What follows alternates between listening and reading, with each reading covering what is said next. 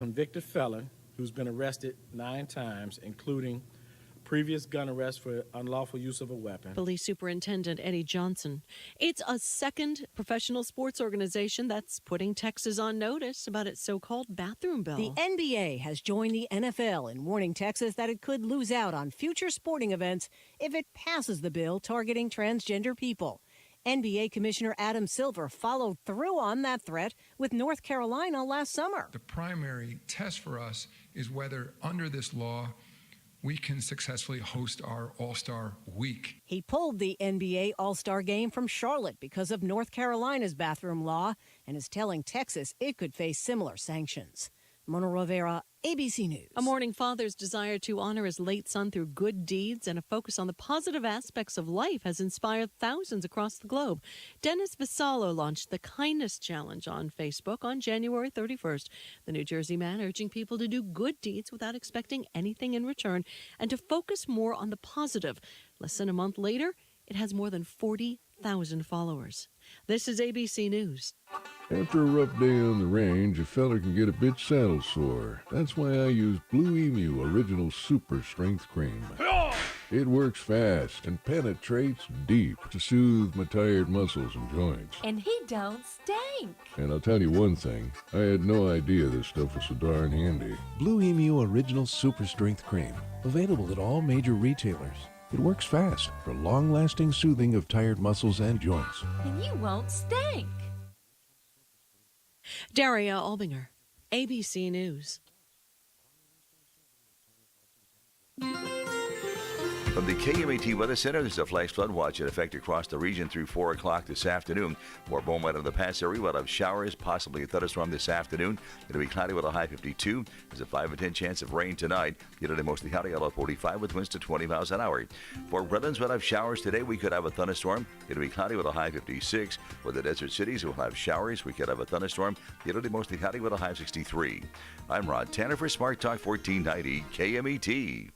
Hi, this is Ed Hoffman, host of The Main Event, president of Wholesale Capital, and the founder of WCC Charities. I'd like to invite you to the first WCC Charities Gala and Auction this February 25th at the beautiful Victoria Club in Riverside, where we'll be raising money for wounded veterans causes that so many of us are passionate about. It's going to be a magical night out for a great cause. This is a red tie event because red stands for Remembering Everyone Deployed. Visit the events page at wcccharities.org for more information or call my assistant Shelley at 855-640-2020 to order tickets. That's 855-640-2020. Hope to see you there. The following is a paid program. Views and claims expressed are those of the program producer and are not endorsed by this station. Opinions expressed are not necessarily those of radio station KMET, its management, employees, or affiliates. And welcome back, Constitution Radio, KMET 1490 AM. It is my pleasure to have you on the air with me.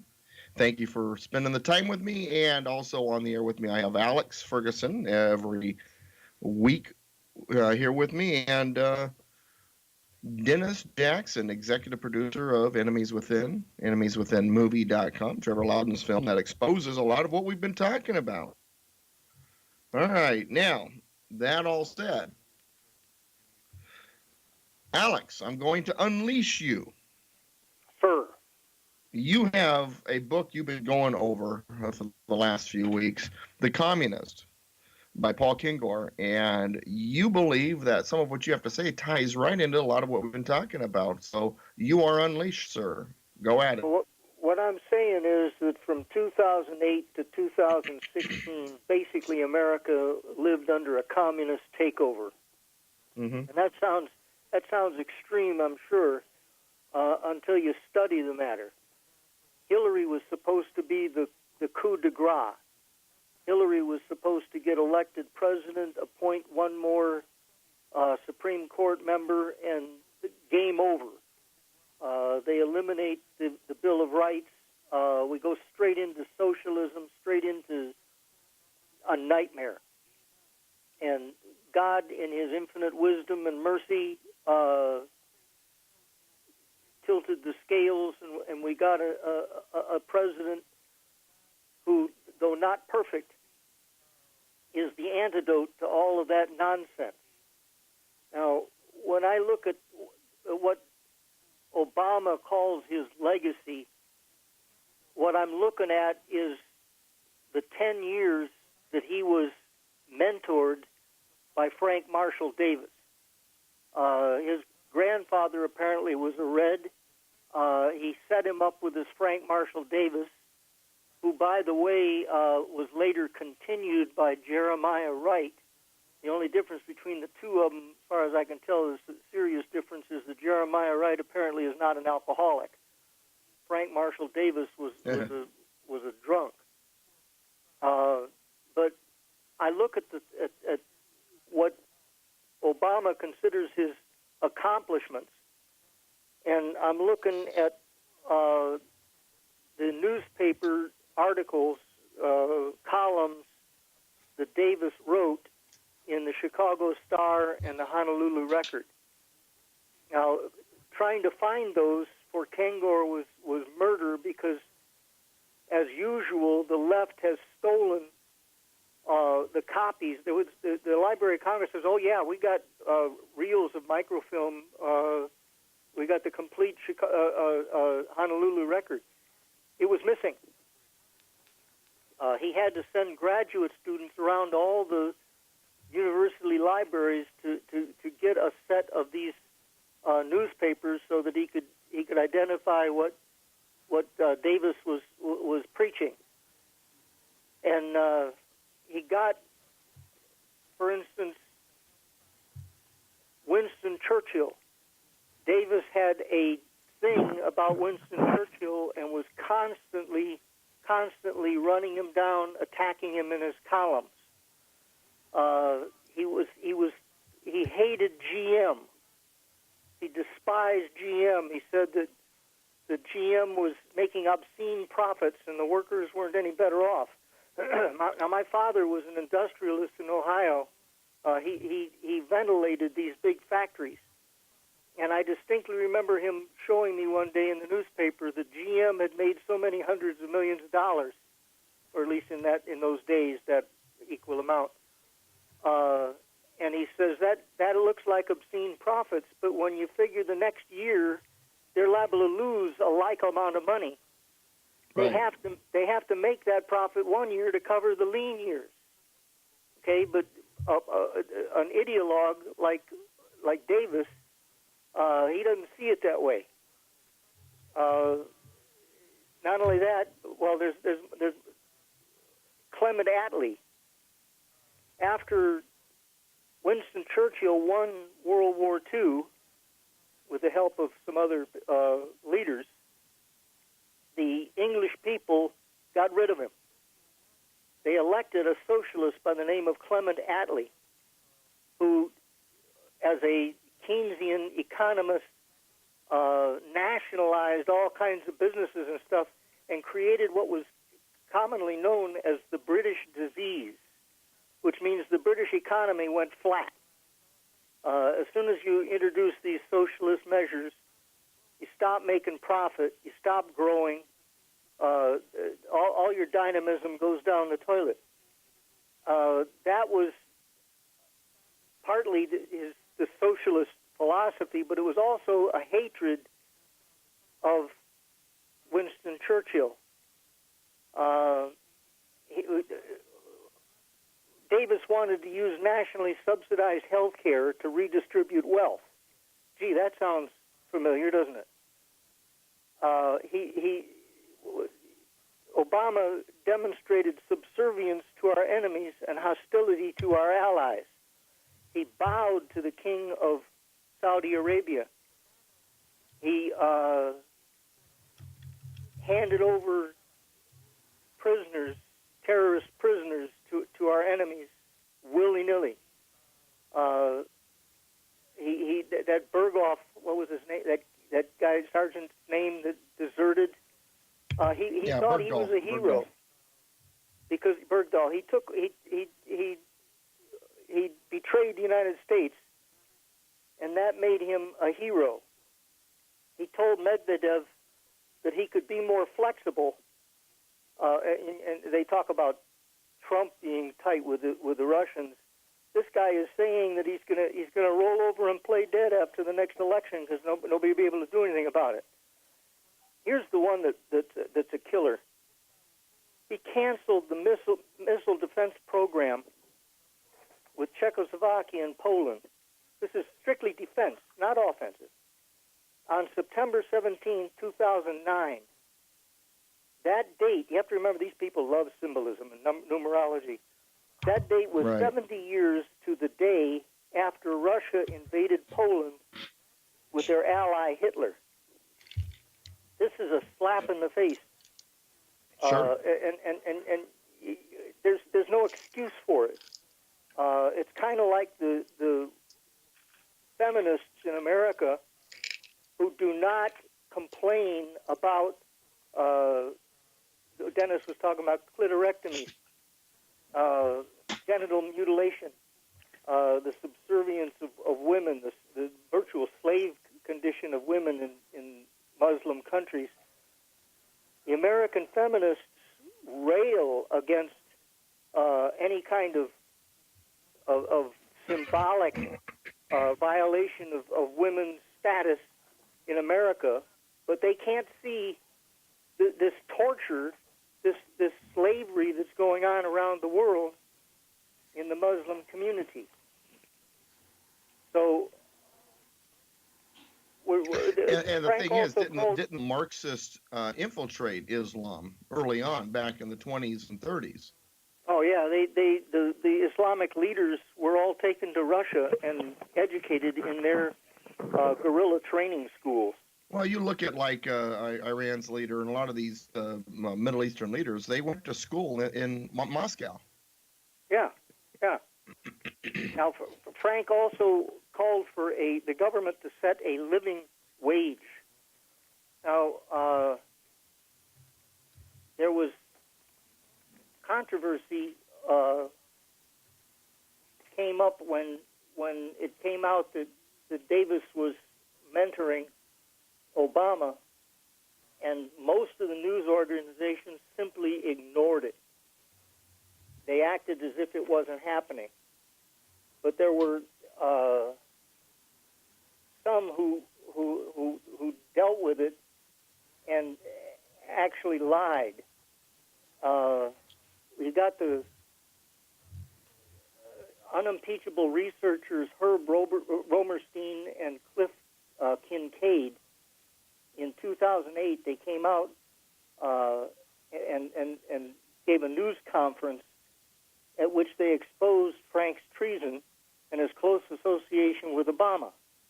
They were mocked, ridiculed, and ignored. The Washington Post columnist Dana Milbank dealt with it head-on. So did Davis Moranis and David Remnick. These are and one more, John Meacham.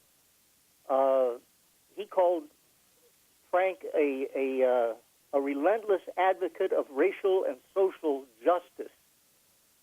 I don't think so. It says here, Remnick did not ignore Frank. He simply ignored all the negatives. His treatment is scandalous in its omissions. Remnick made not a single mention of Harry Bridges or the communist infiltration of ILWU. Made not a single mention of Frank's fierce columns tearing up Harry Truman and the Marshall Plan, or blasting America's alleged plot to re-enslave and recolonize the world, or the so-called attempt by Uncle Sam to re-Nazify Germany, or generally Frank's intrepid defense of the USSR and the communist line at every twist and turn.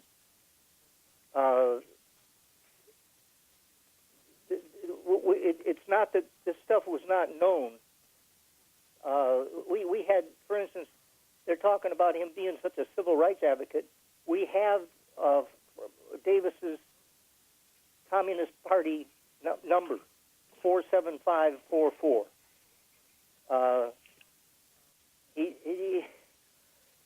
There is no there's no way around this tie between Obama and Frank, and yet even now, if you bring it up, you're out of line. Here's another example. It says The AP's portrait of Frank was an unflagging advocate of civil rights and amid segregation, a crusader for the U.S. Constitution, suffering the jackboot of segregation. There was no sign of the unyielding basher of Harry Truman, of the bomb thrower accusing the Democrat president of pursuing a neo-colonialist state, a fascist imperialist state, a racist state, a third world war. There was not a whiff of Sovietism. The word communism was never mentioned. The article dismissively claimed the charges of Frank's alleged anti-American views had been soundly rejected by those who knew Davis and his work. People who maintained that said, Alex, we're running out of time. We got to go to break, so final sentence. Okay, the point is that Frank Marshall Davis was a communist leader. He was anti-American. He was anti-British. He was an anti-colonialist. Anti-colonialist. He was a traitor from the start to the end. Right. And the American media ignored him or praised him, and never did they try to tell the American people what was really going on. They betrayed their own function. That pretty well covers it, I think. All right, we're going to go to break. When we return, we got a lot more to talk about. I tell you what, this is such a busy week in the news. But one of the things we are going to talk about is how crazy the left has become. Their religion has gotten to the point where they're willing to mutilate themselves, destroy, damage property, whatever it takes. It's absolute madness. And that is our American left when we return.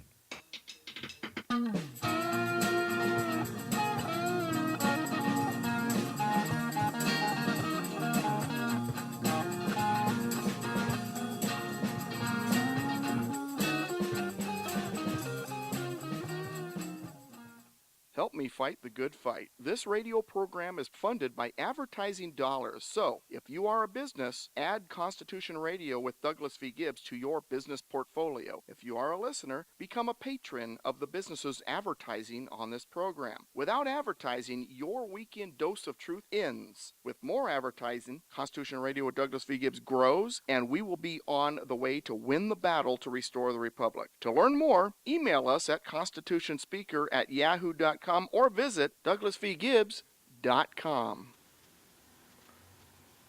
Tired of working for others? Want to regain your freedom and flexibility in life? Want to invest in a successful business model with proven results and unlimited earning potential? Then Franchise Experts 360 can change your life. Franchise Experts 360 is a franchise consulting firm. Franchise Experts 360 represents 400 plus franchisors from all different industries.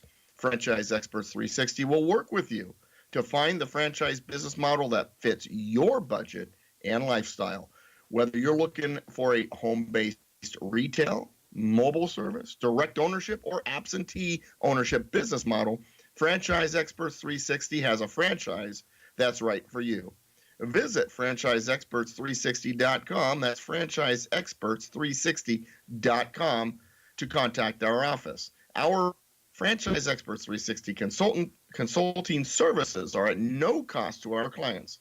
That's right, no cost, as we are paid by the franchisors. Change your life, invest into yourself, grow a successful business model, and live the American dream. Franchise Experts 360 is your key to success. Contact franchiseexperts360.com. The second hour of Constitution Radio is partly brought to you by the Bravis Corporation and the new documentary film, Enemies Within, based on the book of the same name by Trevor Loudon. I have personally viewed this movie and have met and interviewed the author, Trevor Loudon, and if everyone in this country saw this film and took the time to understand and apply its important message, this country would immediately begin to solve its problems and its future would dramatically change for the better. This movie rips the mask off of over 100 members of Congress who are under the control of socialists, communists, and the Muslim Brotherhood, who are violating their oath of office to uphold the Constitution of the United States. They are actually working to undermine the Constitution of this country and to restrict the liberties of all Americans. In fact, based on their known associations, these members of Congress could not even pass a standard FBI background check to get a job in the local post office. And here they are sitting in the halls of government. I encourage everyone to see this movie. It is available at enemieswithinmovie.com. You can rent it or buy it. Go to enemieswithinmovie.com and get your copy today. And then tell your friends. If you really want to understand why the Democrats do what they are doing, you need to know their masters. Learn who their masters are by going to enemieswithinmovie.com. And now, back to our program.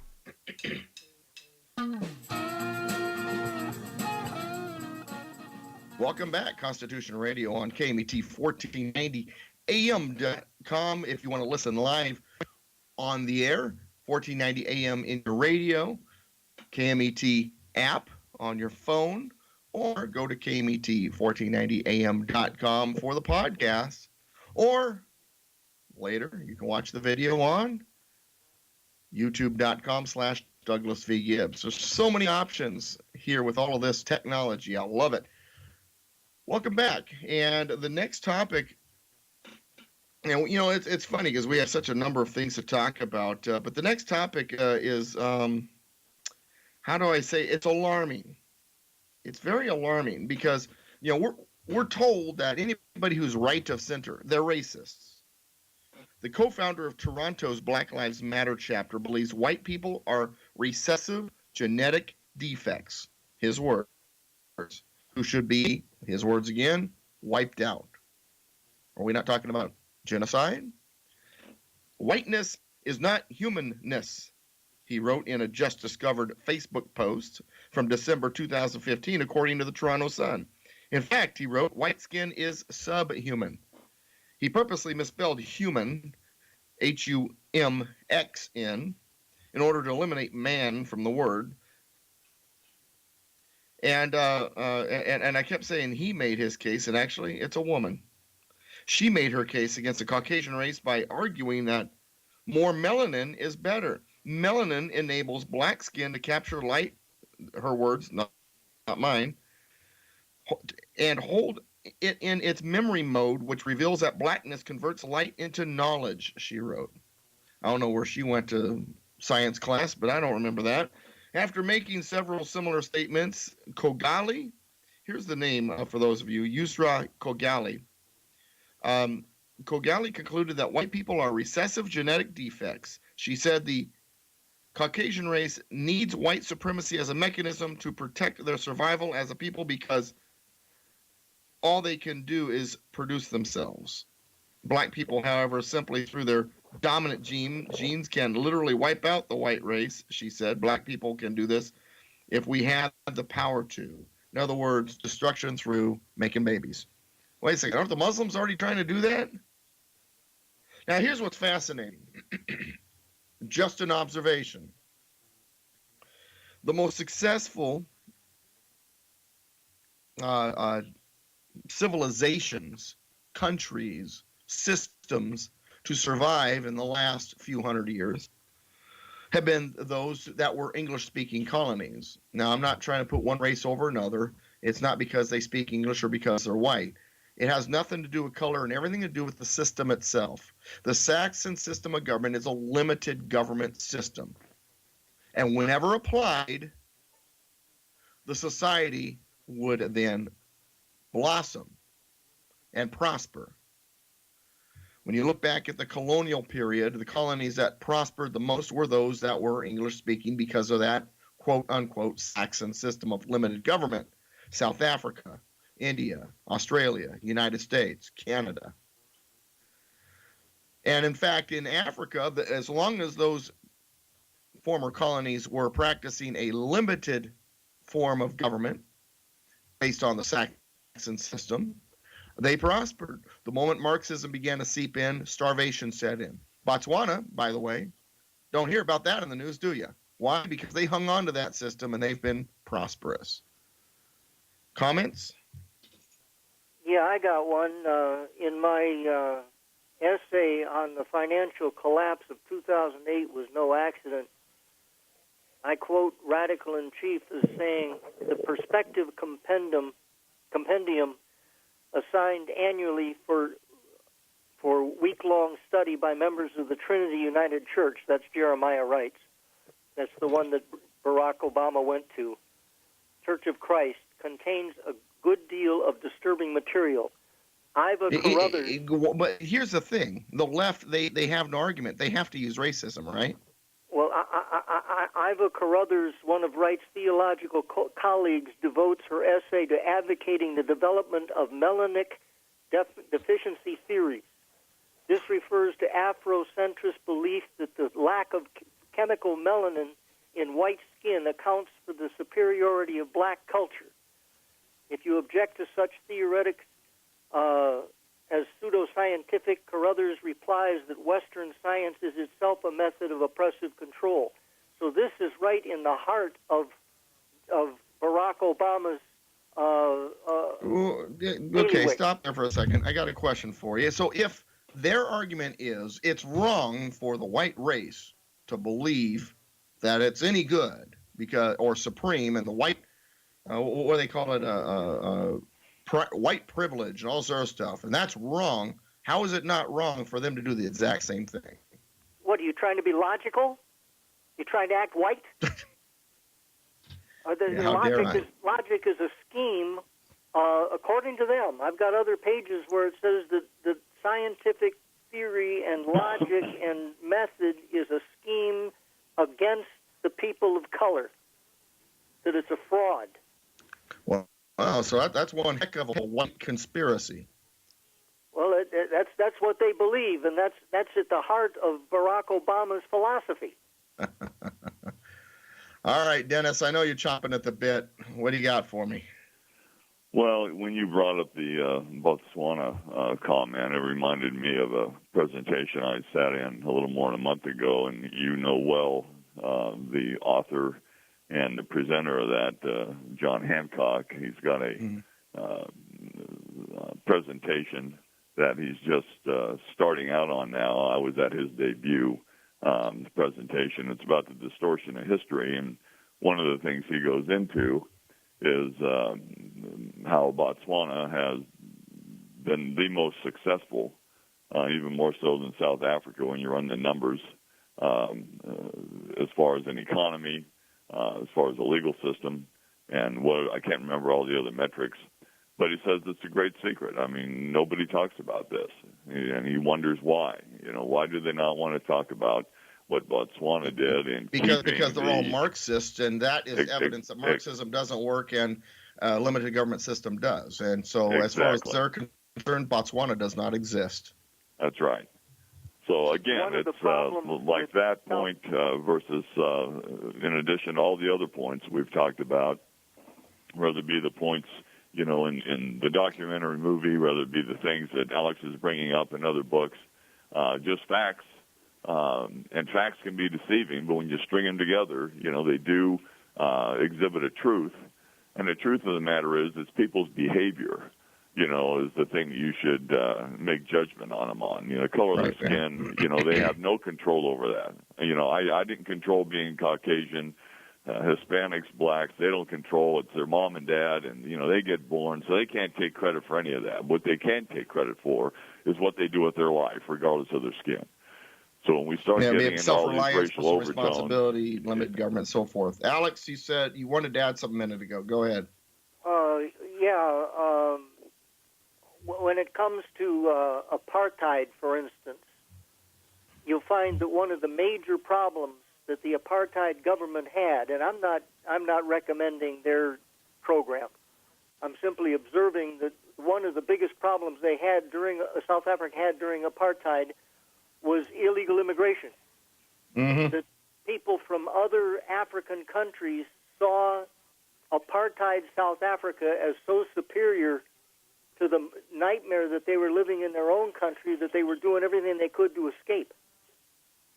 Right. Well, the thing is, though, is they bring a little bit of their system with them.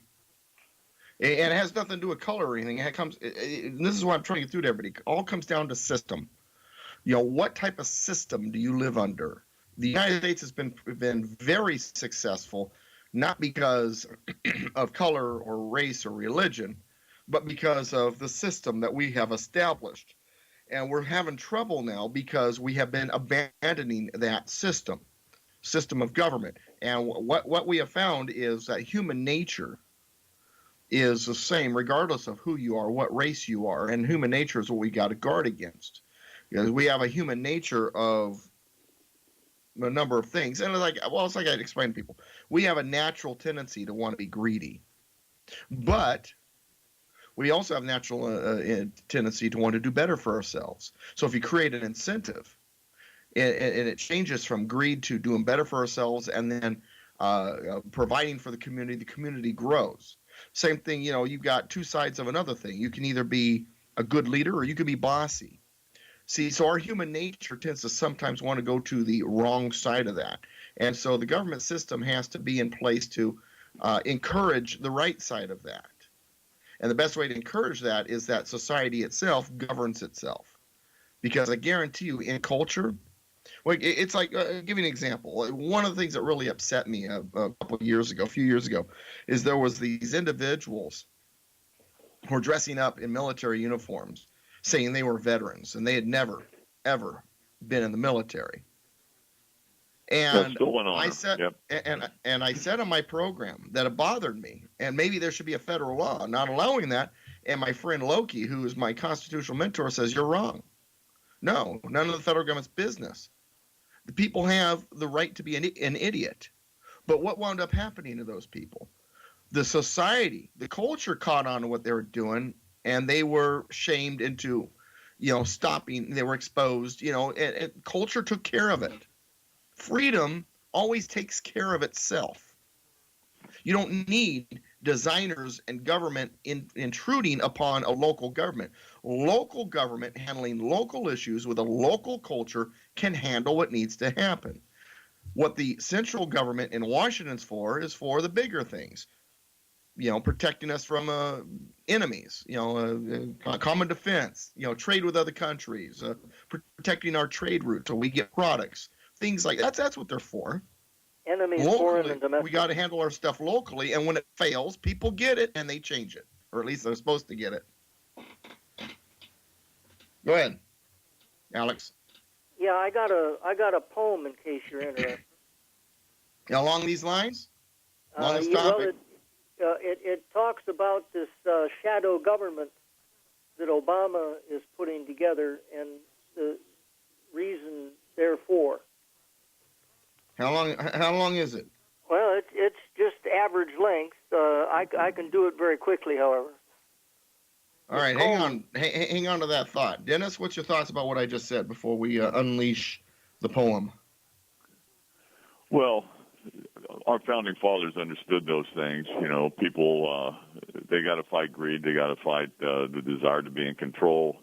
And so the Constitution was set up with all the checks and balances between people and branches of governments to pull authority down, to make sure as best as possible that there would be an impossibility of one person or a group of people to take over. And as you said, we're alienating, we're leaving those constitutional principles, and we're throwing more power to the courts or more power to the executive. Congress is not doing its job. But it just shows me the wisdom of the founding fathers, because they took in that human nature thing that you talked about, because they knew it very, very well. And this leftist desire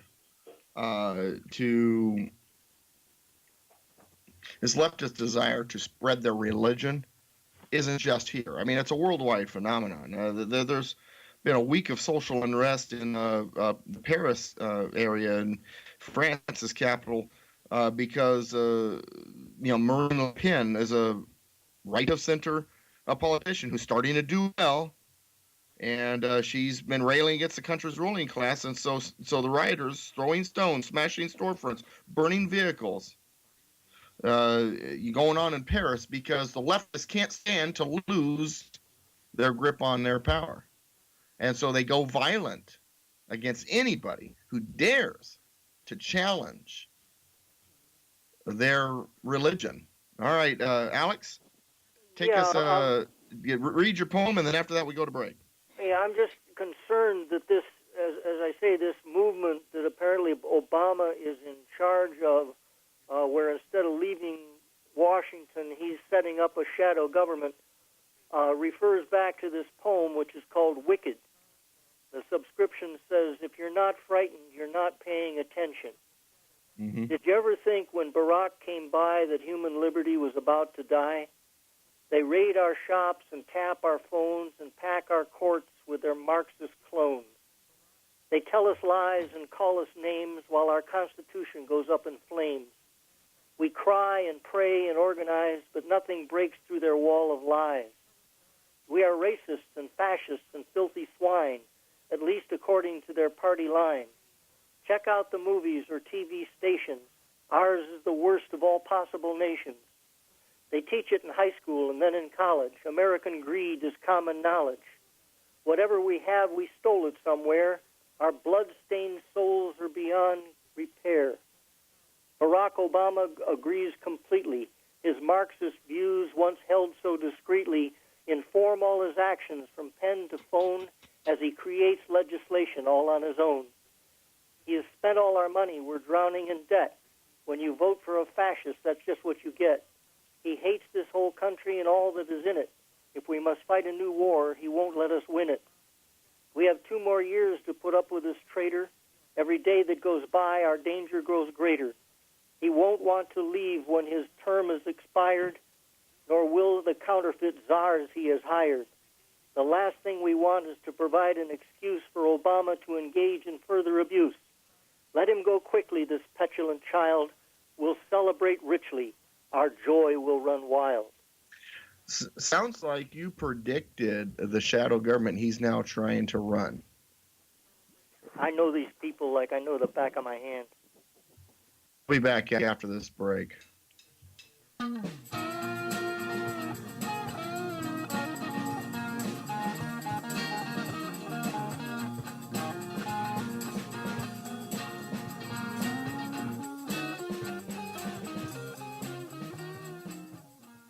Help me fight the good fight. This radio program is funded by advertising dollars. So, if you are a business, add Constitution Radio with Douglas V. Gibbs to your business portfolio. If you are a listener, become a patron of the businesses advertising on this program. Without advertising, your weekend dose of truth ends. With more advertising, Constitution Radio with Douglas V. Gibbs grows, and we will be on the way to win the battle to restore the Republic. To learn more, email us at constitutionspeaker@yahoo.com or visit douglasvgibbs.com. Franchise Experts 360 is in business to help you regain your freedom and flexibility in life. Give you the opportunity to invest in a successful business model with proven results and unlimited earning potential. Franchise Experts 360 is a franchise consulting firm representing 400 plus franchisors from all different industries. Franchise Experts 360 will work with you to find the franchise model that fits your budget and lifestyle.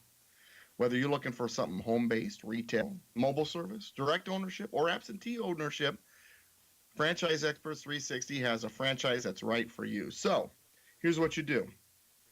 Go get online, go to franchiseexperts360.com.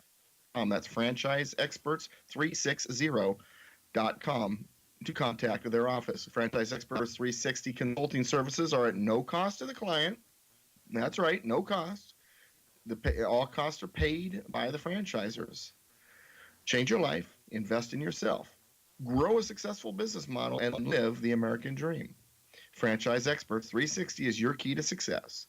FranchiseExperts360.com. The second hour on Constitution Radio exists because of a couple of new advertisers. One of those new advertisers is Bravas Corporation and the new documentary movie Enemies Within. Enemies Within is based on a book by the same name by Trevor Loudon. Trevor Loudon, I've gotten to know him quite well. I've interviewed him, and I've seen the film. I've spent time around its executive producer, and here's what I've learned. This film is something that everyone in the country needs to see if they want to understand what's really going on in this country. The movie rips the mask off over 100 members of Congress who are under the control of socialists, communists, and the Muslim Brotherhood. If these people were to take a FBI background check for a government job, they wouldn't be able to get the job. But yet they are in Congress. They are running this country. I encourage everyone to see this movie. It's available at enemieswithinmovie.com. Enemieswithinmovie.com. Get your copy, watch it, get a bunch more copies, hand them out to friends. Tell your friends about it, get them to get a copy, and share it across the country, because if we really understand why the Democrats do what they do, and in order to do that, we have to know their masters, then we can turn this around. We've already started with Donald Trump, but next we need to learn who the masters are of the Democrats. Learn more by going to enemieswithinmovie.com. And now, back to our program.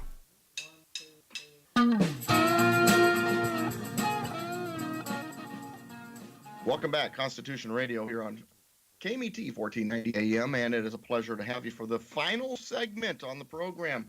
And we've got a lot to talk about. Here's what's next on the Barbie. Embracing the coal industry, Congress, and here's what's fascinating. There was all these regulations against coal industry that Obama had used executive orders for, and it's almost like Trump kind of learned his lesson. This one, he waited until there was a piece of legislation.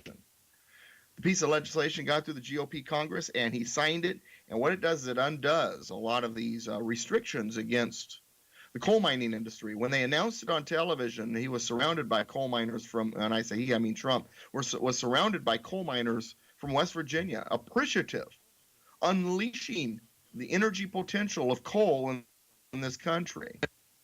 Now, for those of you out there who have been doubting whether or not Donald Trump was what he says he is, this is yet another example that he meant what he was saying, and he's acting upon his campaign promises. All right, Dennis, why don't you start this one? Did you see the announcement on television when he signed or announced that he had signed that piece of legislation? No, I did not see that, but I know that it was a huge campaign issue. Right. You have Hillary running around talking about shutting all this stuff down. Yeah, she said she was to put him out of a job. Great job of doing that. At the same time, they talk about helping the middle class, which is really quite interesting. But to me, this is just one other campaign promise the president talked about, and I'm glad to see Congress working with him and actually doing some stuff. I hope they can get more things passed for him to sign so we can do it by the book. You know, Alex, when Trump first emerged on the scene, I had a few doubts. But as time passed, I began to warm up to the guy. Are you feeling the same way, Alex?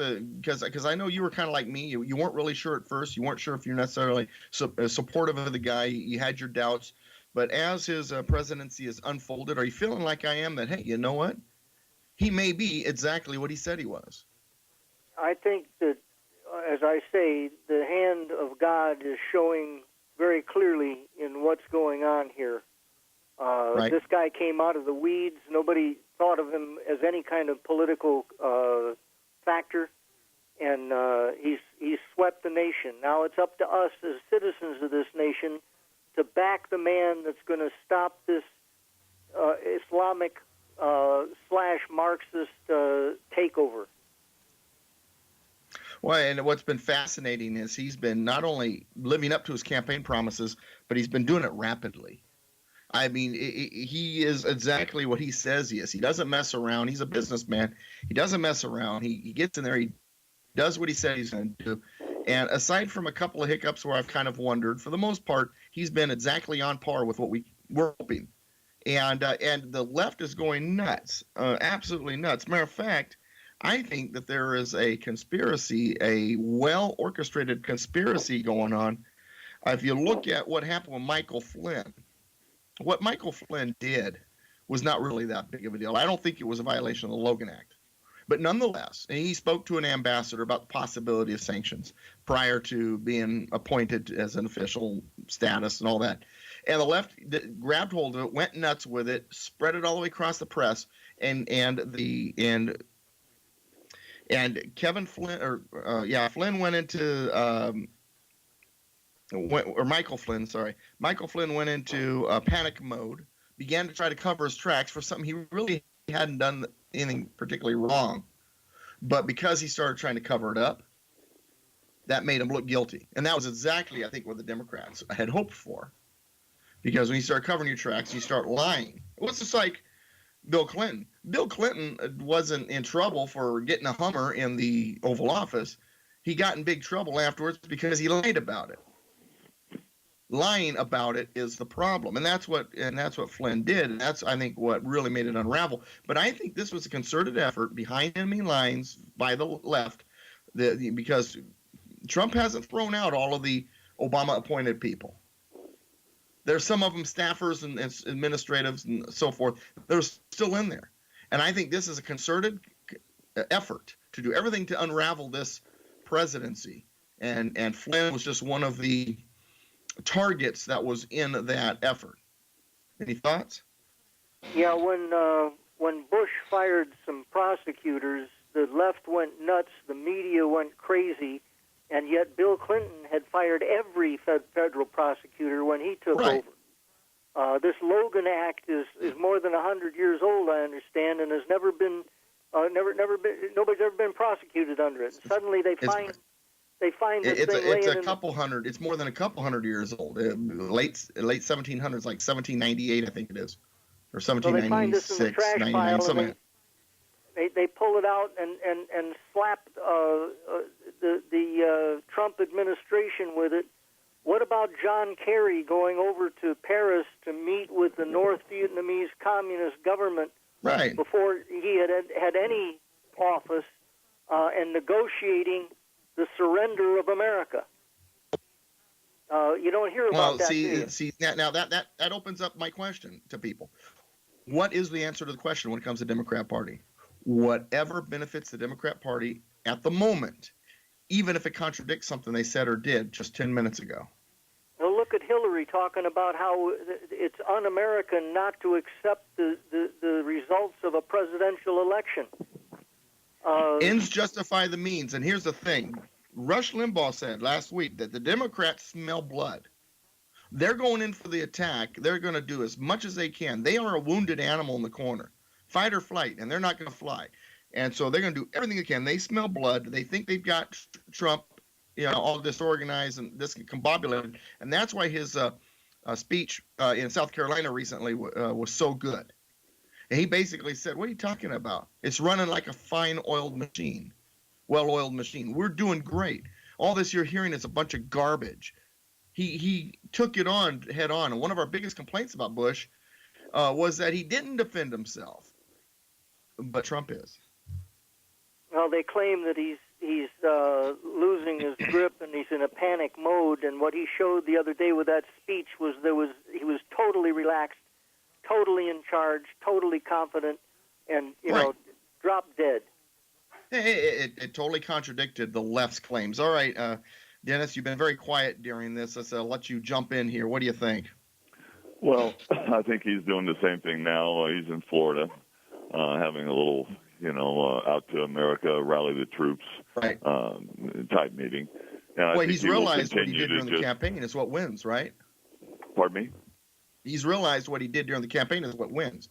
Be himself, just let Donald be Donald. People, just like Alex was talking about, when he took on the press. He doesn't need Twitter. But as he gets out and talks and people listen to him and react, and there's a good turnout, and they're orderly, and, he makes his case. And, of course, it has to be carried because everything he does is so heavily covered in the news, even though they'll twist it around as soon as he finishes. But, yeah, he's playing to his strength, and that's just him with American people and letting the press, basically pick up the scraps. Well, Donald being Donald is exactly why he got elected, and you know what? The protesters are in the minority, and they know to it. your point, They're trying to make it sound like they're in the majority, with the media and all that, but they're in the minority, and Trump knows it. They're not frazzling him at all, I don't think. I don't think so either. And he is carrying out his agenda, and the agenda that he's carrying out, if you were to put it up there, you look at Gorsuch, you look at the other things he's doing with coal, you look at what he's trying to do with immigration, he is doing that which we wanted our candidate to do. And, of course, he was one of 17. But I can't think of the other guys that were running that if they were elected instead of Trump that would be doing anything else better or faster than what he's trying to do. Yeah, they'd be playing the usual Washington game, and nothing would get done. They would be capitulating to the left. Now, that said, here's what I think is going to happen. I think all of this complaining and crying and moaning and groaning and rioting and property damage, the left is eventually going to realize it's hurting them more than it's helping them. And because they're not because they're going to come to that conclusion because they're too stupid to come to the conclusion, but because they're going to notice that Trump's not frazzled enough. They got to figure out a way to frazzle him. And so I think they're going to eventually lighten up on that, and they're going to start hitting more with the courts. I think that we're going to see lawsuit after lawsuit after lawsuit after lawsuit. I think we're getting ready to see a swarm of court activity. Well, when you look at Obama's record, as soon as they start with the FDR kind of manipulation and interference with the economic system, during his 8 years, we didn't once go over a 3% growth in GDP. Right. This is unheard of in American history, but it shows what their policies wrought. Well, they said that's the new normal too. That's just the way it is. You're gonna have to learn to live with it. That's what Jimmy Carter said too. Anytime you get those Keynesians in there, it means tighten your belt and give up on prosperity. Well, I've actually talked to a leftist a few years ago who actually told me that progress is bad, that economic growth is bad. It causes pollution. Well, it causes pollution, but also makes the rich get richer and the poor get poorer, and everybody should be, equally miserable. Now, real quick, we had talked about the executive order and the courts and all this, and I want your comment on this. There was a political cartoon that I wound up putting on Political Pistachio. For those of you who want to look for it, politicalpistachio.com, and the name of the article is Cartoon Nails, Unelected Judges, Unconstitutional Rulings. And it's an image of the Ninth Circus. Judge behind his desk says Ninth Circus, and he's holding his gavel, and underneath it says the unelected, and he says in his little bubble, are you ready for this? Adhering to immigration law is illegal. Is that not what they did? Did they not say that adhering to immigration law is illegal?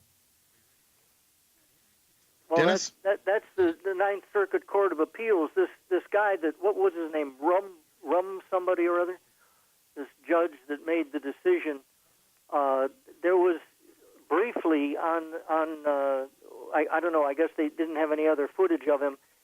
He was making the case for Black Lives Matter that it was ridiculous that the blacks were only this X amount of the population, and yet they were being shot at a much higher rate. Well, don't commit crimes. He doesn't bring into the equation the number of crimes that are being committed. Well, the thing is, they've been trained to be that way by the left, by liberalism. Dennis, what's your thoughts about adhering to immigration law is illegal?